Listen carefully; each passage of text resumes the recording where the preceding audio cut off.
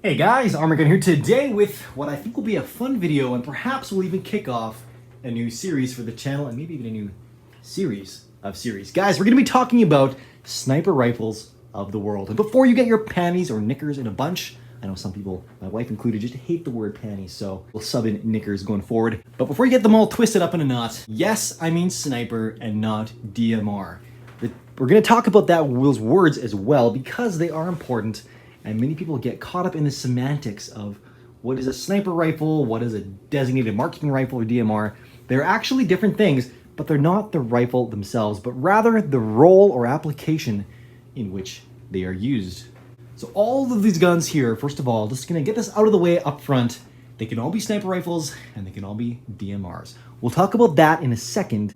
But the rest of this video is going to be a general overview, well, kind of a light and breezy overview on these three guns. We have an Israeli gun that was not really ever used by the IDF. We have, of course, the SVD from the motherland and the 416 Big Snipey Boy edition. So kicking things off, the Galil Galatz. This thing is brand new in here. I'm super excited for that. It's obviously not brand new. It's actually quite old, but it is like new. And it is new to the channel and to the inventory here, so very excited about that. We have the Dragunov SVD, or actually, as I've been told in my comments before, SVD means Dragunov sniper rifle in Russian. So if you say Dragunov SVD, it's actually like saying Browning BAR or Browning automatic rifle. And that just rubs some of you the wrong way. So from here on out, it's either just the Dragunov or Dragunov, actually I believe it's pronounced, or the SVD. And no, it's not from Mac. I know some of you guys will ask that as well. And then of course the Hk or Hk G28. This thing is so friggin' cool. But while I have you here, I will go through all the guns on the wall because you'll be curious to know them all, I'm sure, unless you know them already. But at the top, we have the FN Collector Series, their M16A4 model. Very nice. That is a 5.56 gun, as well as this one here, the SIG 550 sniper with that super long 25.6-inch barrel. Just literally milking every last foot per second out of that 5.56 round. Guys, I actually have a full video series on this firearm, as well as the G28 and the Mark 14 EBR, which is essentially an M1A and a Sage EBR chassis. So pretty cool stuff. And by full video series, I mean that I've done a POV first-person shooting style video, as well as a full disassembly breakdown type of video, and then an overview that covers the features, specs, design details, history, and just any other fun facts about a given gun. So if you want to deep dive into any of those three, check out my channel, Go Ham. It's all there, along with a ton of other stuff. And we'll, of course, be diving deep into all of these other guns here as well that we haven't yet done. So finishing off the wall, we now also have the Knights SR25 ECC. ECC standing for Enhanced Combat Carbine. This is kind of like the mini M110 and has this super sexy 16-inch dimpled barrel. Oh, I absolutely love it. Also, guys, will ask me about that little French flag there all day long. Those are just 1913 rail covers that the previous owner installed. I always thought they looked kind of cool, so they just have stayed there. I mean, I'm not French. My name is Armand, actually. We'll break that barrier now for once. And it's not pronounced Armand, although you could pronounce it that way. It's better than Armand. So if you ever see me, don't call me Armand. It's Armand, like Armando without the O. Then we have the Valmet M7883S. This is a very cool gun. However, this is purely a commercial unit. I don't think they're actually used seriously, or they weren't actually used by any militaries or anything like that. They were just kind of a cool gun. But we'll save this all for a different video series at a different time, because at this point I'm rambling. Guys, jumping in. DMR versus sniper. Okay, so a sniper rifle is a rifle used by a sniper. And the role of a sniper in most militaries nowadays is a small team. Basically a sniper and a spotter that run off, you know, in their ghillie suit, just hiding in the bush, camping out for like 3 days to scope out a specific target and then taking them out. Occasionally those two dudes are accompanied by a small security detail, but basically, yeah, high value target, they run in, boom shakalaka, and get the frig out of there, minimizing any further engagement. Now, while a sniper is a much more kind of solo and covert role, the DMR is much more overt and part of a larger operation. So a soldier within a squad will get issued a DMR much like they would get issued a SAW, a squad automatic weapon, because the DMR, like the SAW, is meant to be a force multiplier. It's meant to amplify the effectiveness of that squad. So in a given engagement, a soldier with a DMR can stand back from a good vantage point and provide accurate support fire to his compadres that are getting into it much more up close and personal. So while these roles are obviously very different, it doesn't mean you can't use the same tool for the job. I mean, a hammer can both be used by a roofer pounding nails all day and by a plumber just really pissed off at a pipe.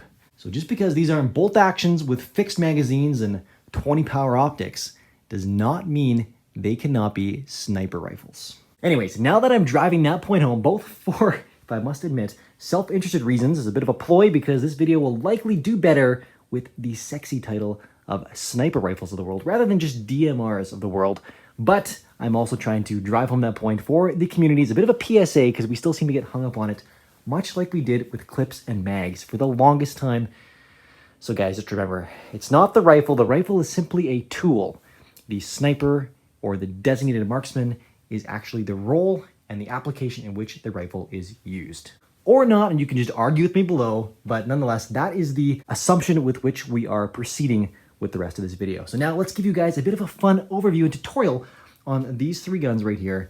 They are really special, really cool, and I'm just gonna give you a quick gun 101 rundown on the three. So the Galil Galatz sniper. Well, fun fact, Galatz is actually, I believe, an abbreviation for Galil sniper in, I think, Hebrew. But that basically means that when you say Galil Galatz sniper, you are in a sense saying Galil sniper, which is kind of like Dragunov SVD or Browning BAR. But nonetheless, Galil Galatz sounds pretty cool, so I'm probably gonna keep calling it the Galil Galatz. Now, funnily enough, these are all active duty sniper rifles, or DMRs, whatever you want to call it. They're active duty firearms. These are all still being used and currently fielded by militaries today. Albeit this one now has more modern looking furniture and a super ugly Harris bipod. But even the SVD has been used by a ton of countries. They're now operating it in 308 as well. And the G28 down below, we'll get to that guy more, but that's been recently adopted by the US military with some revisions, mind you, and a serious diet. But it is now the M110A1 CSAS, Compact Semi-Automatic Sniper System. And honestly, that is probably the term that would best suit all of these guns, semi-auto sniper systems. And that is not a new term, that is a term that has been used and coined since the M110, the Knight's SR25. And that's been used in a lot of roles, including those of a sniper. At any rate, the Galatz basically was born of a 308 Galil. Now, the IDF only ever really used the 5.56 variants, but they did also make 7.62 NATO versions, and they exported them to a number of other countries. And they decided to make a precision rifle variant of it. So what they did is they threw on a super heavy profile 23-inch barrel with that little fancy muzzle brake deal over there. I believe you can also thread on a suppressor. But essentially, this is a super bomb-proof, durable, designated marksman rifle. It weighs like a tank because it's kind of built like one. And while they are known for about 1.5-inch MOA, 1.5-inch groups at 100 yards with appropriate ammo, they are set up a little bit differently to more take advantage of just their rugged durability as opposed to ultimate precision.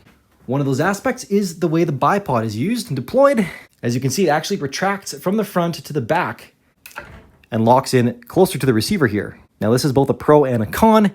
It's less sturdy when you have the bipod way back here. The gun wants to kick back a little bit more, but it does allow for a much wider traverse area. You can kind of cover a much larger area with this firearm than if the bipod is positioned much further out towards the muzzle. The Dragunov does the same thing, and again is also another DMR, or sniper rifle, semi-automatic sniping system that doesn't have crazy accuracy. It's more like 2+ MOA. And the Galil is definitely a long boy, and it is the only one of these three that still employs a folding stock mechanism, which is pretty nice. It is super chonk, but it does fold, which is really nice. There is some adjustment in the stock here. This massive cheek piece actually offsets your face to be in line with this scope, which is actually way off center, but it does allow you to still make use of the irons even with the optic in place. Though the optic, of course, is QD via this rail, which is welded on, very secure, supposed to be quite repeatable, and we're clear. And this actually has an enhanced trigger as well. It's very, very nice. Really nice trigger, wow. Now, all these also share in common detachable box magazines. The Galil takes either their 25-round 308 mags or the 12-rounders. Of course, the rock and lock, very nice and secure. It's a heavy gun, but it is beautiful, smooth, and it just feels like it can go the extra mile. Now the SVD, again, fixed power optic. Fixed power back in the day was a lot more common because they're a lot more durable than variable optics. But once again, it's a removable system and you've still got your irons, which are quite nice. And one very notable fact about the Dragunov, it is not an AK. No siree. Very different, although it looks very similar control placement. We have a last round bolt hold, which is really nice, and it is not based on simply the magazine. A lot of other AK type weapons that do incorporate a last round bolt hold, it's built into the magazine, so as soon as you drop the magazine, the bolt retracts home. But this one actually is a full, true last round bolt hold, which is really nice. The Galatz does not sadly have that. Galatz does still have a long stroke piston system, which is like the Galil and the AK, whereas the Dragunov makes use of a short stroke. There's no piston up here. It is just bare, which is kind of neat, and honestly segues really nicely into the G28, which also makes use of a short stroke piston.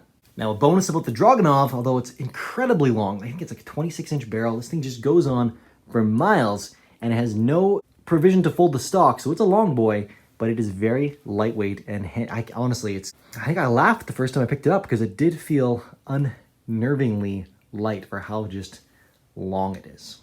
But nonetheless, tremendously effective weapon system. It would certainly be my pick over the Galatz if I had to be, hiking this thing through the desert myself or through wherever myself. Unless, of course, I have that spotter. Maybe the spotter is a jacked dude. I can make him carry my sniper and I can just run around with the fancy binoculars. Probably wishful thinking. Anyways, the G28. Ladies and gentlemen, that color that you are looking at is affectionately referred to by the HK loving community as baby poop. Its technical name is RAL 8000, and it is a modern camel pattern that is commonly used in Europe, kind of the counterpart to America's FDE. While many of you are going to scream at the screen and throw a fit, this technically is a much better color palette than just straight black in a ton of environments, and it is known for being very harder to spot, and it blends in very well. So protest as you may, RAL 8000 is here to stay. So as I first introduced it, this is the 416 Long Snipey Boy edition. I should actually add heavy AF to that as well, because this be one chonky girl. Thick with 3 C's and dense with double D's. The upper receiver is solid steel. No joke, solid steel, and it is about 1.5 pounds heavier than its aluminum counterpart, which in fact was the model that the United States adopted. They basically took this gun, threw some ambi features at it, different optic, super sexy Geisley rail. By the way, guys, I do say sexy a lot. If you don't like it, sucks to suck. And if you do, well then you appreciate guns the way I appreciate guns. So congratulations and subscribe if you aren't already. Now I believe in the current format, I think South Korea and Germany in some capacity uses this as well. And I have to say I do dig it. The steel, it's really cool. It's incredibly smooth. It's such a smooth shooting gun, and the action is the smoothest I've ever felt in an AR type platform. It's also got a ton of other really cool features, but it is friggin' heavy.